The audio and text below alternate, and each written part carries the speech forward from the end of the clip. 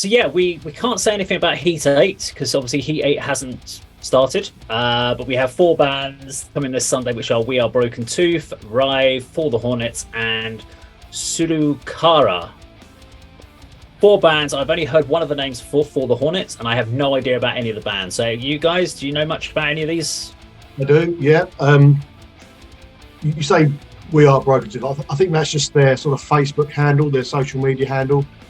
I think the band is Broken Tooth, unless they've sort of rebranded while they've been away, because they did have a little bit of a break, I think.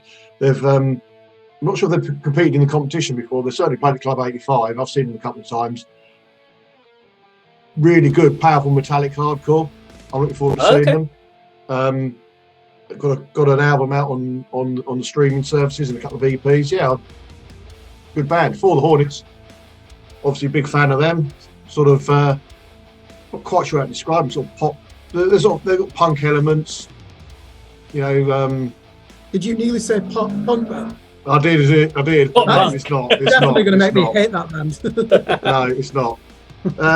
Yeah, different sort of elements. More sort of rock and punk than metal, but there's metal elements as well. They'll be an interesting one to see. The other two bands, Rive, look like they could be my sort of group though, with the logo. You know, who knows what they're like. And who was the other one?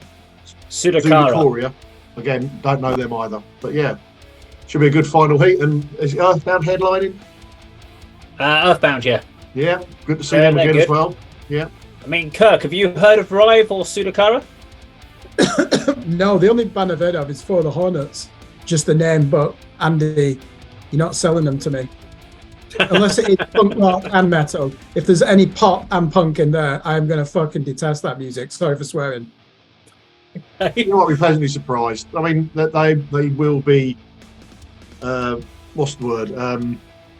Bit of a curveball for the bands that compete in this competition, but we'll see how they get on. So let's have a look at the finalists that we now have. So quarter finalists. So we've got Concrete Gods, Bell or Fog, Buried on Sunday, Swarms UK, Extreme Death Art, As Vengeance Falls, Is Stranger, Before the Sirens, Scarlet MB, Millstone, Hereward, Lowdown, Burdensome, and Sentient. I mean, that's a pretty strong quarterfinal mix of bands in there, and there isn't like all real heavy bands or all real rock bands. In fact, there's more rock style or the lighter metal bands in this quarterfinal than was last year. Last year, it was a lot of the big heavyweight, real low down, not low down, but low. They weren't there. They weren't in it. But you know what I mean? It was all the heavy ones. And before we talk about, we're not going to go band by band because that will take us forever to go to talk about each and every band. But I was going to get from you guys, what has been your one shock or surprise so far out of all the heats? What's the one thing that's made you go bloody hell? Or whether that was a band's performance, whether that was a result, what's been the one thing that stood out for you that's been a kind of a shock factor this year so far? Andy? I mean, there's been some really tough heats, and there's been a couple where it's been a real shame that two bands have not progressed, and it's been like a fight between three that I really like and would like to have gone through. You know, that happens sort of year in, year out. You know, there's always a couple of heats where, you know, it's a really tough one, and you want, you know, any two of the four could go through, and you're disappointed. Yeah. I mean, as a sort of a bit of a shock factor, I was really, really impressed at how good Extreme Death Art were. I think it was their debut show. You know, we're still sort of debating whether it was, you know, that was their material, or whether they were more instrumentally inclined, or whether they were just missing a vocalist. We since found out that they are composing songs that have the lyrics and the vocals, but you know, there's nobody taking that role yet. But yeah, I mean, I'm pleased about the ones that have gone through. I'm disappointed in some that haven't. Own Your Life are a prime example. I'd love for them to have gone through. I missed their performance, but I'm really surprised the Killer didn't go through. I mean, perhaps you can say later on how Bell or Fog and Concrete Gods performed. I don't know either of those two bands. They progressed from 8-7. But yeah, it's been brilliant so far. What about yourself, Kirk? The shock for me was A Killer not going through. Probably the best band in the tournament for me, or competition. I know we don't even like using that word, but they were really top notch. Probably the best extreme metal vocalist that I've come across so far as well. I thought they had a real good crunch to their music, good live mix. Of Concrete Gods and Velo Fog were excellent, so I don't begrudge them going through. I thought they were really on top of the game as well. I just think A Killer, they're already good enough to play Bloodstock, in my opinion. They've got the stagecraft. When we say stagecraft, they're not doing anything extravagant. They're playing extreme metal. They're playing an epic melodic death metal music with some really mid-tempo chugging movements in there and sweep picking. So there's a lot of technicality in there. What's disappointed me this year, the heavy bands are not going through. On Your Life, they're, as you said, Andy, prime example. Go out and listen to their new EP, This Hate.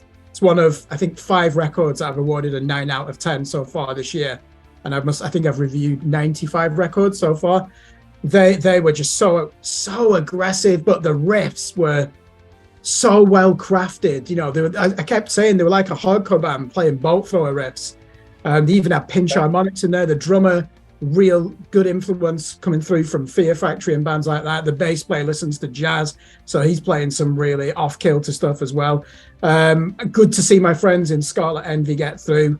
I think they just get better with every gig that I see. In terms of any more shocks, Dave, because that's what your question was, should I be shocked? We just don't seem, there never seems to be any black metal or grindcore bands in this area. I think there's an abundance of metalcore bands. Most of them are good, though, to be fair. Right.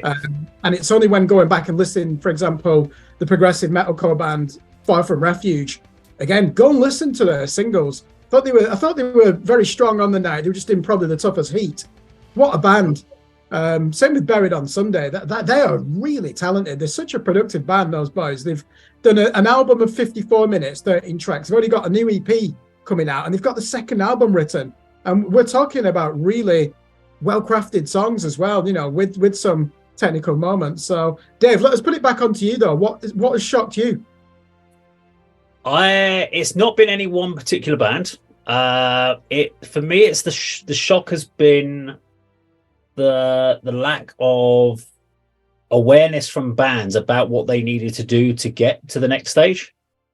So we knew it was announced where it was 50% judge, 50% audience vote. And we've talked about some of these heavy bands, but from my recollection on those nights, they weren't the people that brought crowds. And the heats are all about your crowd, because it's only now when we get to the quarterfinals where the judges' percentage goes up. Whereas at the early stages, it's all about your audience. And we've talked offline about A Killer. And I said, obviously, my big thing was A Killer started at 7, just after doors opening. Of Concrete Gods, I think actually had more people went to see Of Concrete Gods, but they came halfway through the evening. So if you're a ballot sheet and you're going, right, well, I voted for my band Of Concrete Gods, who else have I got? Well, I've only seen one other band, which was Velo Fog or one of the others, and you're like, well, I'll tick them. They never saw A Killer, so you're not going to vote for a band that you've never seen. Mm-hmm. And that's where I think the bands, we said it, but when we talked about this at the beginning, before this all kicked off, we said that any band could get to the final if they brought people. And really, this is what gigging's about, is to play to crowds, to play to people. So I find it quite interesting that bands haven't. We've talked about offline about Millstone Scarlet Envy set, and again, Millstone brought a lot of people in their heat. And if you're a big fan of Millstone, if you looked at the other bands on the bill, which was Own Your Life and was it Far From Refuge? If you're a fan of Millstone, you're probably going to be more inclined to listen to Scarlet Envy than you are to the other two, which is why I think that also Scarlet Envy picked up a lot of secondary votes as the second band on that one, or possibly first band, and that's why I think those bands went through. So bands could, and that could be a big factor go into the final. Obviously, we know Simon Hall does the final vote, and he will pick whatever band he feels right on the night, who played the best and does the best performance. But getting there, it's been about the audience, and I think as it becomes more judge orientated, it could be more of a challenge in certain bands where it's less about the audience vote. But every band that we've listed today, all of them could easily make the final. There's none of them that you kind of go, well, I don't understand why they're there.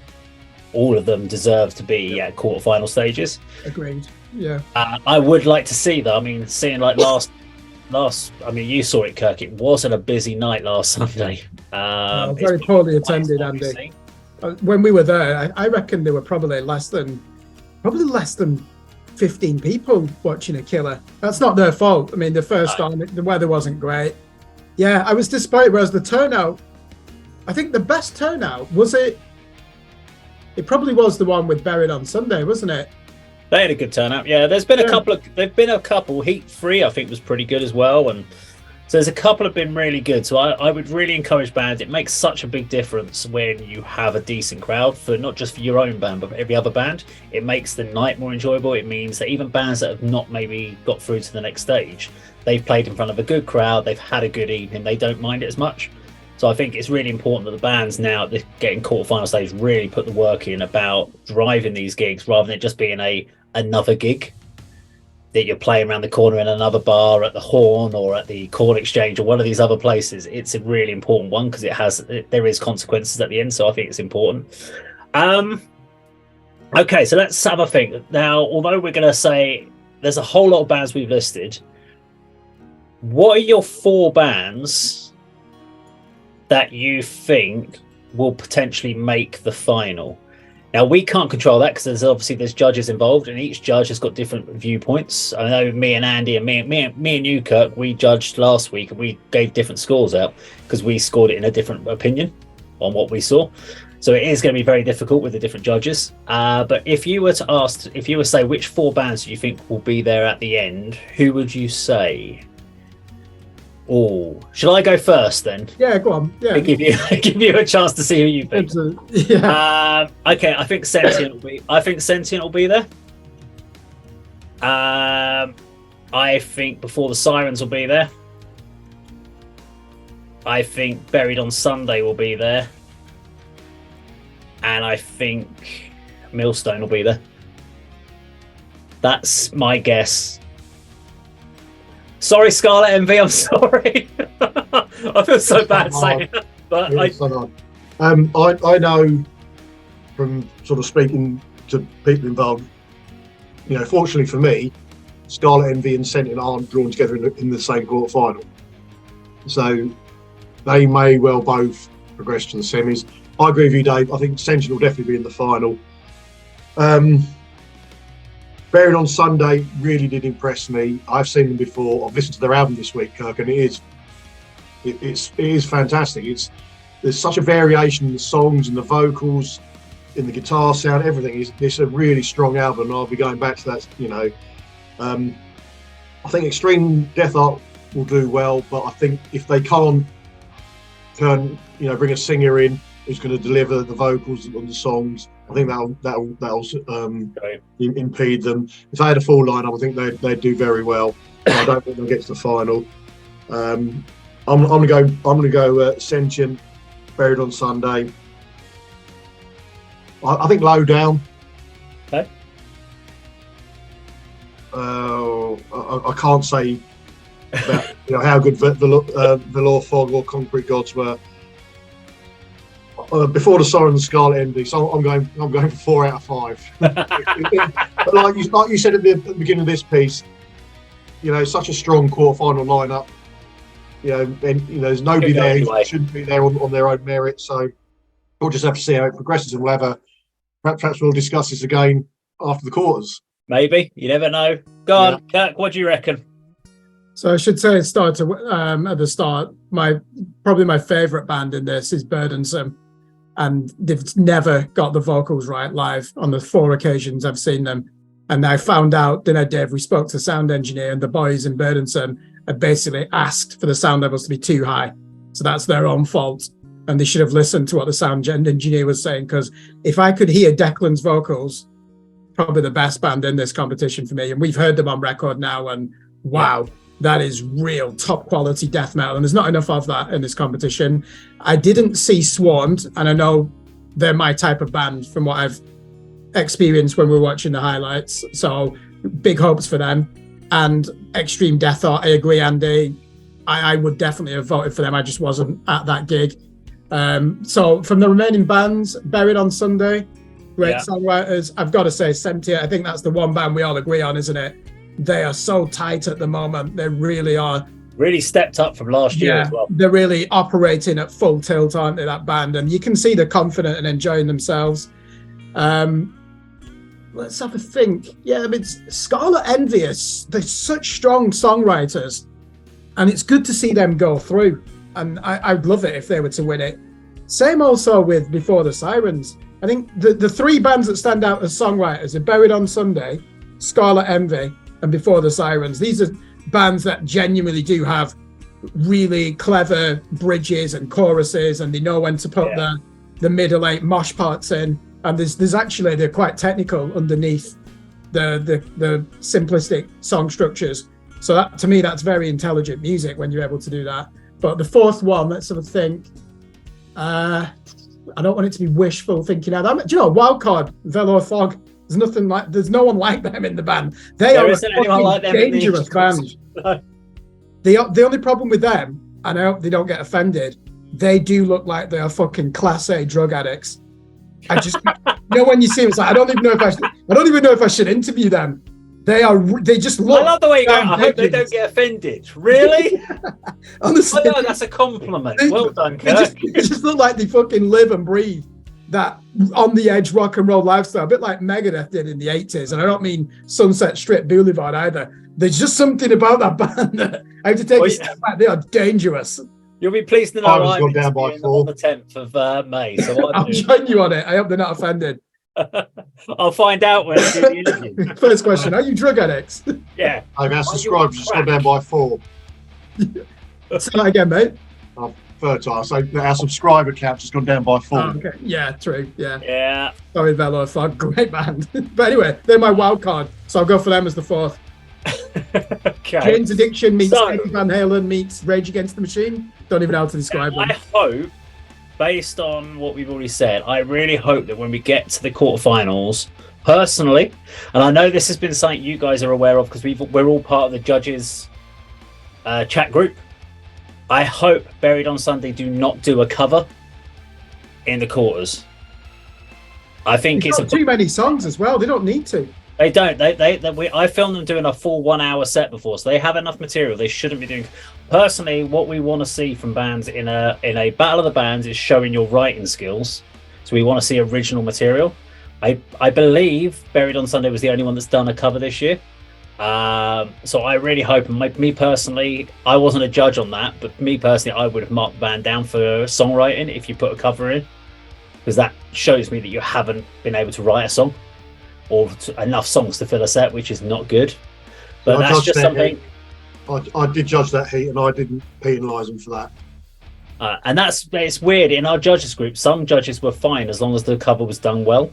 If you did it and you did a bad cover, then you would get massively marked down. Oh yeah, that's what they were talking about. So I just personally think I'd like to see all bands just doing original materials, because that's what you're here for.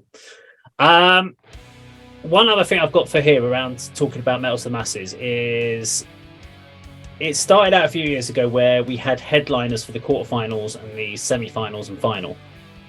And then in recent years, it's become we've had headliners for the heats.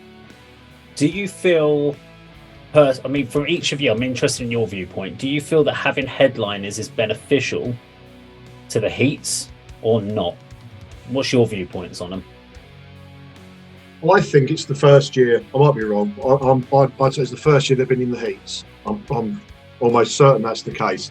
I mean, I'm glad you brought up headliners because I would have done anyway. But there've been some really good ones. Previously, they've all been either out-of-town bands who may or may not have played Club 85 before, or previous winners, or people who have sort of competed in a Bloodstock via the competition, which I think was great. We've got sort of more this year, sort of some local favourites, bit of a mix so far. But I mean, the headliners, I think, are a real good addition to the heat. Okay. It does affect the start time, which you touched on earlier, Dave. People sometimes miss the first band. And if you don't see the first band, unless you're a fan of that band, you're annoyed you missed them, you're not going to vote for them, as in a Killer's case. But the headliners have been great this year. Really have been good. Great to see Fobator again. Denali opening the competition. On Heat 1. One of my favourite bands, Planet Fatale, headlining as well. I think it's a real good addition to the format and the competition, personally. Kirk, what do you reckon? Yeah, I'm in favour of it. Do it from Heat 1 all the way through to the final. And the good thing is you're inviting alumni back who've been part of the competition before. Denali even played Bloodstock last year, didn't they? Jackal's Backbone, the previous winners, they headlined as well. Really good standard, and to me it is a reason to stay around. Even though I don't know those 4 bands, often I do know the headliner. I mean, I'd be going anyway, but I'm not too sure they pull in many local people to those gigs though, do they? And if you're traveling from London or Milton Keynes or even further afield, yeah, it's really hard to bring a crowd with you on a Sunday, isn't it? Yeah. So for that, they don't actually bring many people to the gigs, but most of these are top-notch bands, are they? We're fans of the thing in the middle of the time. I think the problem we've got with the headline act is that they're all good bands. They've all been really good this year, but I thought the original idea, I mean, I might be wrong, I thought the original idea of having the headliners was it would give it a little bit more pomp, and it was only originally on the later stages, so you only had to have like maybe 4 or 5 headliners lined up, but they were to help get genuine people through the door, because the lower bands are always meant to be bands that were less known, and so you'd have this big headliner, people would come out to see the headliner and support these other younger bands.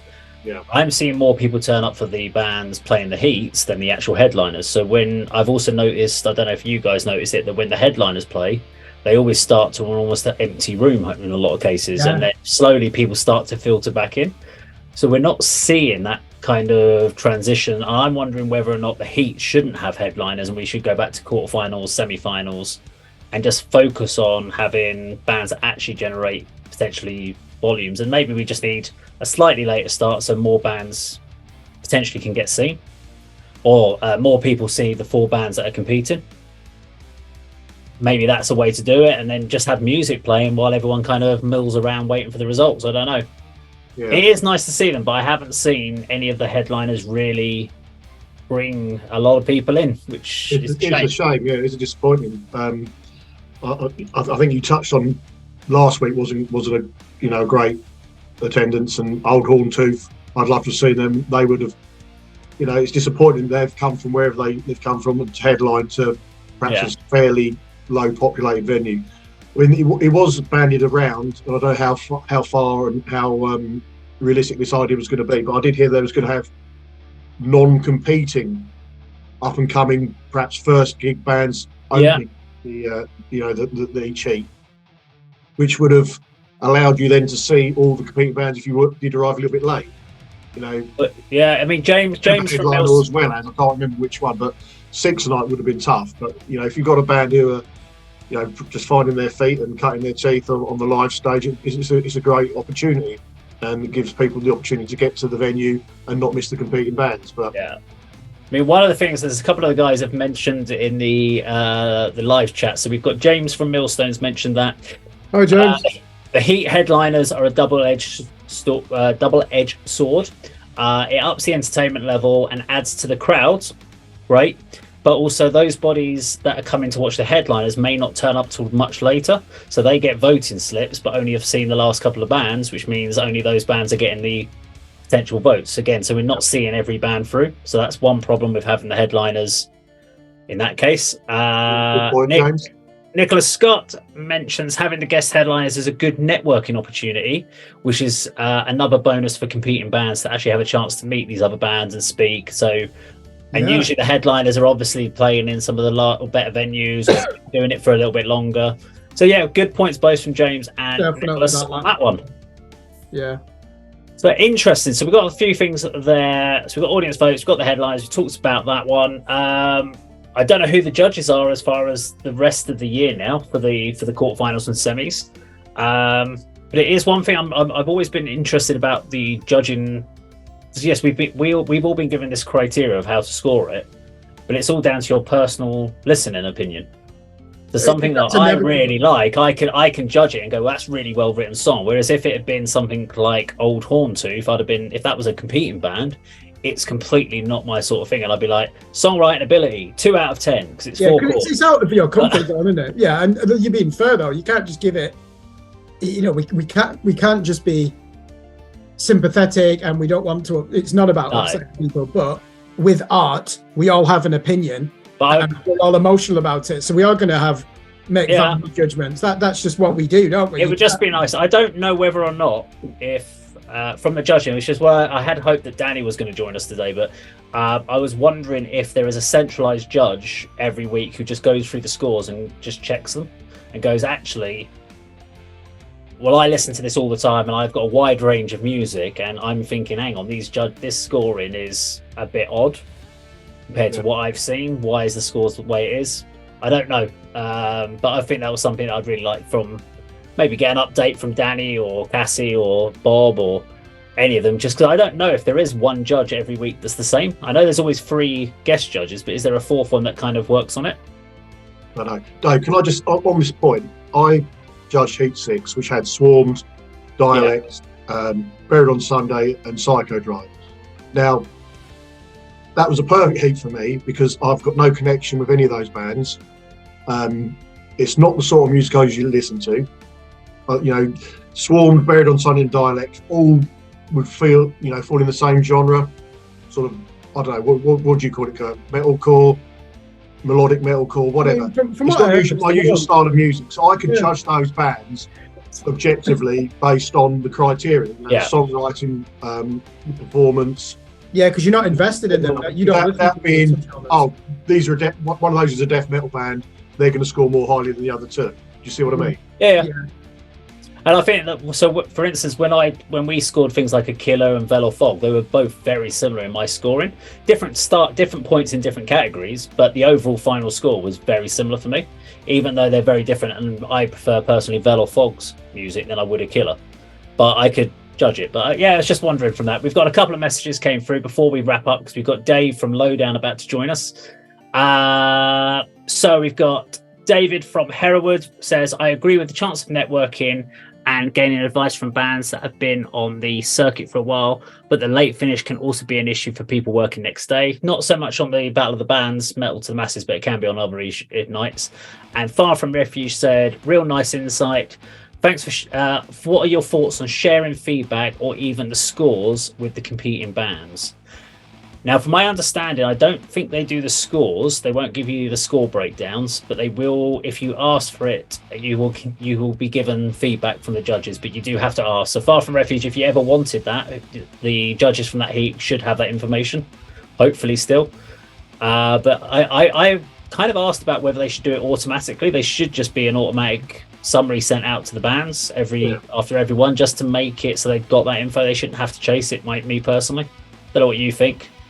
Yeah, I mean, personally, I wouldn't share the numeric scores with them, even though I'm going back on what I said. You know, as judges, we do have to be mature and respectful and give constructive criticism, don't we? And it doesn't, if you've scored a band 3 out of 10 on average, what does that say to that band? That's kind of not the confidence. But if you can just give the feedback and say, you turned up late, you overran on your set, the solo was out of key on the 3rd track, and your drums, the snare was muffled in the mix. That's feedback they can learn from. The setup could be better. Okay. But if you would just give those scores as well, they'd be thinking, that person thinks that we're shit, and then they'll follow up on that. And it could, I just think we do need to be respectful, don't we, when we give our feedback, but we've got to be honest, because no one will ever improve or take risks. If everyone's just like, you're good at what you do. If you just keep getting that feedback, you don't even know what your purpose is as a band. Constructive feedback is vital.